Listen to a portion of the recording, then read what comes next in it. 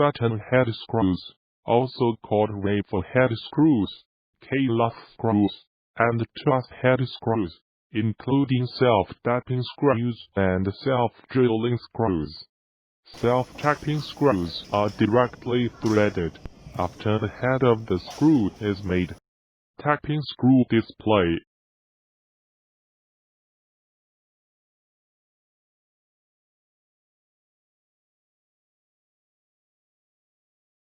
The difference between self-drilling screws and self-tapping screws the tips of the screws.